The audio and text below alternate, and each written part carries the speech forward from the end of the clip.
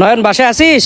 তোর অপেক্ষায় আসি, আয় ভিতরে আয়। আরে কত সময় ধরে ডাকতেছি, শুনিস না? তোর দরজা খুলতে এত সময় লাগে? বেটা তুই এত দেরি করে আইছিস, তোর আমি বারবার করে কয়ে দিলাম 11টার ভিতর আসিস, বুঝিস না আমরা ব্যাচেলার বাড়ি থাই।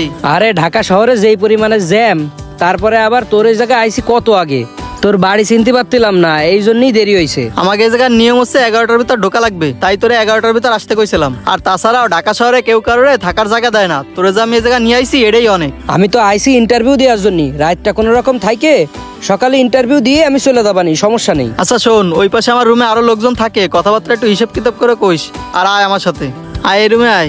তোরা না কইছি রাত 11টার পরে গেট খুলবি না, আবার গেট খুললি কেন? ভাই আমার গ্রামের তো এক বন্ধু আইছে, তো এই জন্য গেটটা খুলছিলাম। তুই আমাকে এই জায়গায় নিয়ম জানিস না, বাসায় বাইরের লোক রাখা যায় না, তাহলে তুই আবার বাইরের লোক নিয়েছিস কেন? ভাই ও আমার গ্রামের বন্ধু, ওর সকালে চাকরির ইন্টারভিউ আছে, রাতটা থাইকে সকালে চলে যাবে না। এইটুক জায়গায় আমরা কতগুলো মানুষ থাকি, তাই এর ভিতরে আবার তুই বাইরের লোক রাখবি কোন জায়গায়? ভাই সমস্যা নাই, আমার তো নাইট ডিউটি, আমি চলে গেলি ও আমার জায়গা থাকবে না। তোকে জ্বালায় শান্তিতে থাকাও যাচ্ছে না, এই জায়গায় থাকবোই না, সামনের মাস থেকে আমি আলাদা ফ্ল্যাট নেবো। আর খেলা লাগবে না, যাও ওই রুমে যা, মুডটাই নষ্ট করে দিস। আয় ভিতরে আয়, ব্যাগটা দে, আমি তোর জন্য খাবার রেডি করতেছি। আর ওই যে বাথরুম আছে, বাথরুমেতে হাত মুখ ধুয়ে আয়। খাবার রেডি করা লাগবে না, আমি বাইরেতে খাইয়ে আইছি। এবারে তাড়াতাড়ি বাইরে, আমার দেরি হয়ে যাচ্ছে। এই নে গামছা নে। আর শোন, আমার তো আজকে নাইট ডিউটি, আমি তো আরো আগেই চলে যাইতাম, তোর জন্য অপেক্ষা করতে করতে আমার আরো দেরি হয়ে গেছে।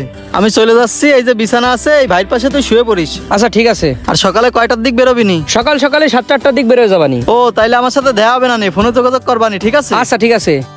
আরে আর কই না, ঘরের ভিতরে লোকজন থাকলে কি শান্তিতে কথা কওয়া যায়? আজকে মনে আর কথা কওয়া হবে না। ও ভাই কি হয়েছে তোমার? শোভ কোন পাশে? কোন জায়গায় সুবিধা আমি জানি ভাই, সকালে আমার ইন্টারভিউ তো, এজন্য একটু তাড়াতাড়ি ঘুমায় যাবো। এই জায়গায় শো, যত সব ঝামেলা। আচ্ছা ঠিক আছে, এই জায়গায় শুচ্ছি। ভাই বালিশটা একটু দেন, বালিশটা নিয়ে গেলেন। সব বালিশ লাগবে, দেওয়া যাবে না। আচ্ছা ঠিক আছে, থাক, বালিশ লাগবে না, বালিশ ছাড়াই শুচ্ছি। তুই রিকোয়েস্ট করছিস বলে আমি নয়ন এই জায়গায় রাখছি, আর নাইলে এই জায়গা আমি রাখতামই না।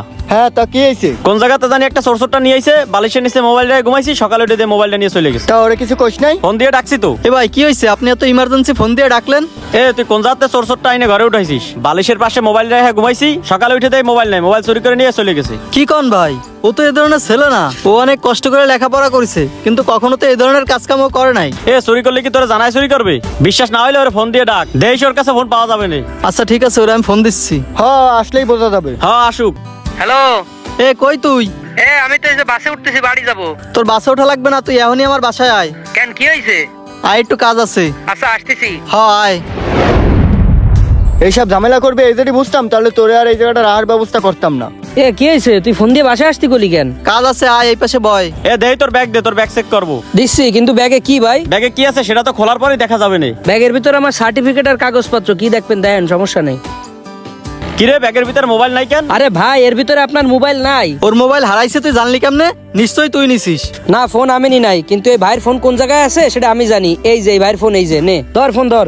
দেখছিস আমার ফোন নিয়ে এই জায়গায় লুকাই রাখছে। ফোন যদি আমার নেয়ারই ইচ্ছা থাকতো তাহলে তো লুকায় থেকে চলে যাইতাম না, ফোন নিয়েই যাইতাম। আর শোন, কাহিনী কি হয়েছে তোরে করছি।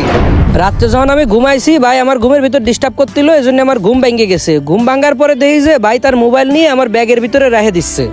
ওই সময় আমি ওনারে কিছু কইনি যে ঝামেলা হবে। সকালে আমি বেরোনোর সময় ফোনটা বালিশের নিচে রাখে তারপরে আমি বেরোয় গেছি। ঢাকা শহরে আইসি শুধুমাত্র একটা চাকরির ইন্টারভিউ দেওয়ার জন্য, একটা রাত কাটানোর জন্য আইসে যে এত ঝামেলা হবে এ যদি বুঝতাম তাহলে কোনোদিন এই জায়গায় আসতাম না। যাই হোক শোন, যে চাকরির ইন্টারভিউটা দিছিলাম আমার চাকরি হয়ে গেছে, হয়তোবা আর কোনোদিন তোর এই জায়গায় এসে থাকা লাগবে না। মাসে 50,000 টাকা স্যালারি পাবো, তো এর থেকে একটা ভালো ফ্ল্যাট নিয়ে থাকতে পারবো ইনশাল্লাহ। তোদের যদি থাকার কোনো সমস্যা হয় আমার এই জায়গায় জায়গা দেবো। আর কারোর সাথে কোনোদিন এগুলা করিস না, মানুষ অসহায় আসলে তার সাথে এরকম ব্যবহার করা উচিত না। গেলাম। বিপদে পড়ে আশ্রয়ের দরকার অনেক মানুষেরই হয়, কিন্তু সবাই বিপদে পড়া মানুষকে আশ্রয় দিতে চায় না। একটা জিনিস মনে রাখবেন, হয়তো কোনো একদিন বিপদে পড়ে আশ্রয়ের দরকার আপনারও হতে পারে, তাই সর্বদাই মানুষের বিপদে পাশে থাকা উচিত।